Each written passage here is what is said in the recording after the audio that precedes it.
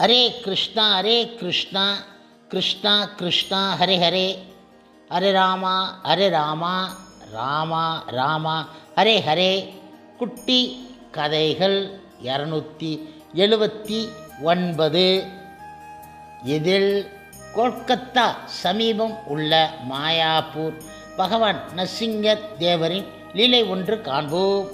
முன்பு ஒரு சமயம், அதாவது 1996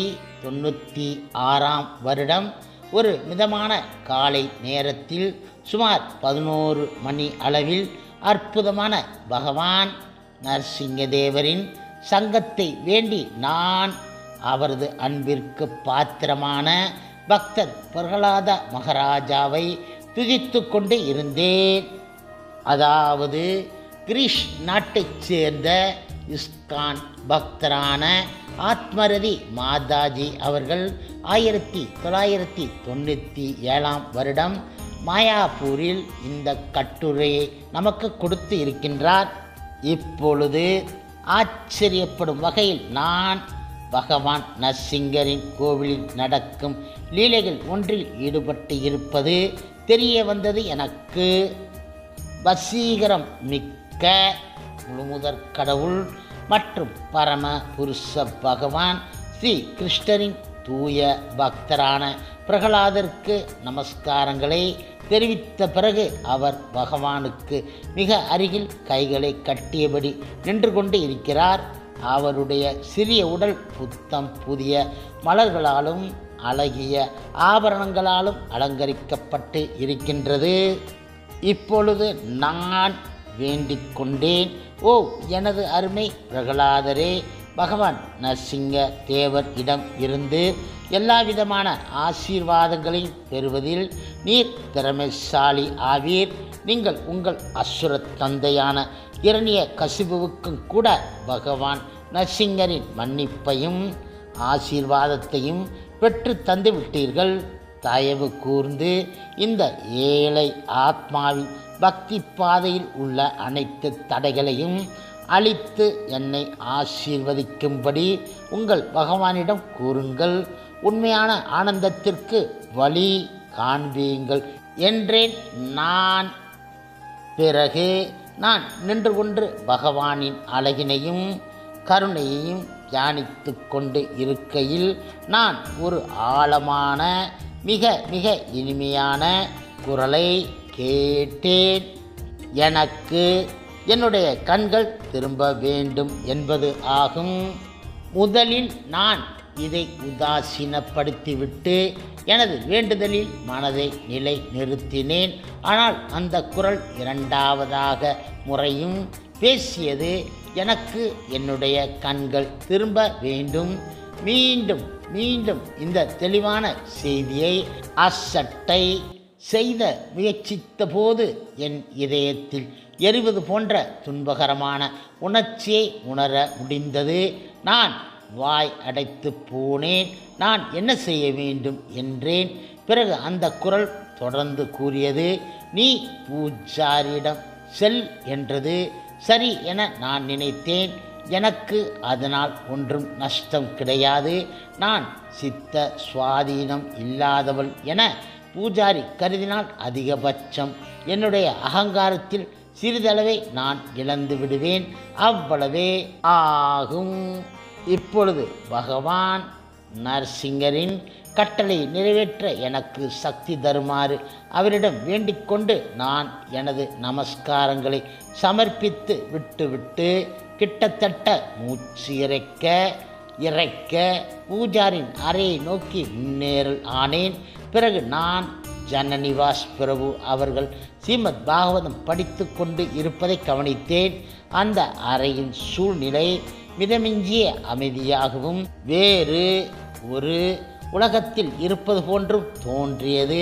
அவர் என்னை கவனிக்கும் விதமாக நான் அங்கு பல மணித்துளிகள் நின்று கொண்டு இருந்தேன்.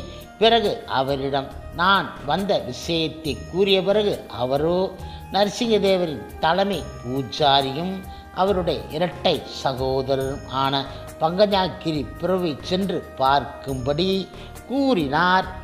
எப்படியோ இந்த சமயத்தில் நான் இதை பற்றி மேற்கொண்டு எதுவும் செய்ய வேண்டாம் என கருதினேன்.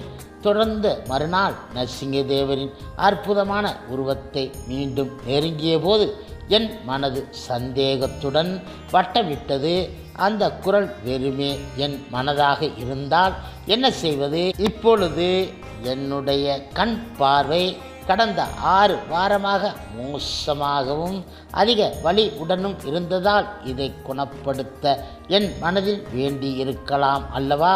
இவ்வாறு சிந்தனை செய்து கொண்டு சரியான பதிலுக்காக வேண்டிக் கொண்டேன்.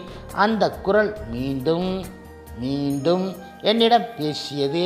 இந்த முறை ஆணித்தரமான குரலிலும் ஆழ்ந்த சிந்தனை உடனும் பேசியது. நான் என்னுடைய கண்களை திரும்பி பெறும்போது நீ உன்னுடைய கண்களை பெறுவாய் என்றது. அவருடைய உருவம் எப்போதும் மென்மையான ஒளியை வெளிப்படுத்துகின்றது. மேலும் எனது இதயம் அமைதியையும் சாந்தத்தையும் உணர்ந்தது. வழக்கத்திற்கு மாறாக அபரீதமான நம்பிக்கையுடன் இருப்பதை உணர்ந்து என் தலை விண்ணை தொடுவது போன்று உணர்ந்தேன். மறுநாள் காலை சரியாக 2:20 மணிக்கு புத்து உணர்ச்சியுடன் நான் விழித்து எழுந்தேன். இது எனக்கு வழக்கத்திற்கு மாறாக மிக சீக்கிரம் ஆகும். ஏனென்றால் நான் வழக்கமாக 6 மணிக்குத்தான் விழித்து எழுவேன். ஒரு மெல்லிய குரல் எழுந்திருக்குமாறு தூண்டியது. குளித்துவிட்டு மங்கள ஆரத்தியில் கலந்து கொள்ள தூண்டியது. நானும் அவ்வாறே செய்தேன்.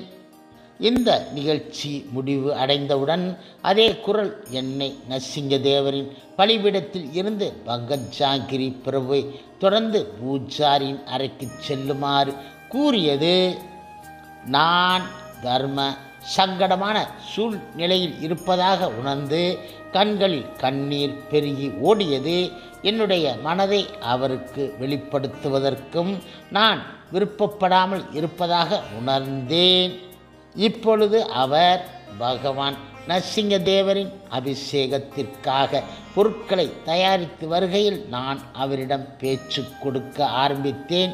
என்னுடைய கதையை பங்கஜாங்கிரி பிரபு மிக மிக சிரத்தையுடன் கேட்டுக்கொண்டு இருந்தார்.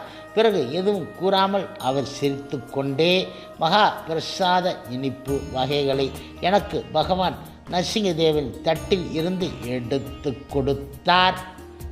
மறுநாள் காலை என்னுடைய மகள் கோவிலில் இருந்து திரும்பிய பிறகு அவள் சத்தமாக கூறிக்கொண்டு இருந்தாள், ஓ அம்மா அம்மா, நரசிங்கதேவரின் கண்களை அவர்கள் மாற்றிவிட்டார்கள். இப்போது அவர் அழகான சிகப்பு நிற கண்களை வைத்து இருக்கின்றார் என்றாள் அவள். பகவான் நரசிங்கரின் இனிய ஆழமான குரலில் மூலம் வாக்குறுதி கொடுத்திருந்த மாதிரியே எனது கண் பார்வையும் ஆச்சரியப்படத்தக்க விதத்தில் 3 நாட்களில் குணம் அடைந்து விட்டது. ஸ்ரீ மாயாப்பூரில் உள்ள பகவான் நரசிங்கதேவருக்கு எல்லா புகழ்களும் உண்டாகட்டும். இதில் பதிப்பு ஆசிரியரின் குறிப்பு காண்போம். பகவான் நரசிங்கதேவருக்கு முதலில் சிகப்பு நிற கண்கள்தான் இருந்தன. ஒரு நாள் ஒரு பக்தர் மாயாப்பூருக்கு வந்து பகவான் நரசிங்கருக்கு கண்களுக்காக அவர் மதிப்புமிக்க 2 மஞ்சள் நிற கண்களை அளித்தார். பூஜாரிகளும் விருப்பம் இல்லாமல் விக்கிரகத்தின் 2 கண்களையும் மாற்றிவிட்டார்கள். பகவான் நரசிங்கர் மீண்டும் தனது அசலான சிகப்பு நிற கண்களை விரும்புகிறார் என்பதை அவரே வெளிப்படுத்திய போது அவர்கள் சந்தோஷம் அடைந்தார்கள். ஆத்மரதி மாதாஜி 1980 இஸ்கானில் சேர்ந்தார். அவர் கிரீஸ் நாட்டைச் சேர்ந்தவர். இந்த கட்டுரையை அவர் 1997 மாயாப்பூரில் கொடுத்தார். ஹரே கிருஷ்ணா ஹரே கிருஷ்ணா கிருஷ்ணா கிருஷ்ணா ஹரே ஹரே, ஹரே ராமா ராமா ராமா ஹரே ஹரே.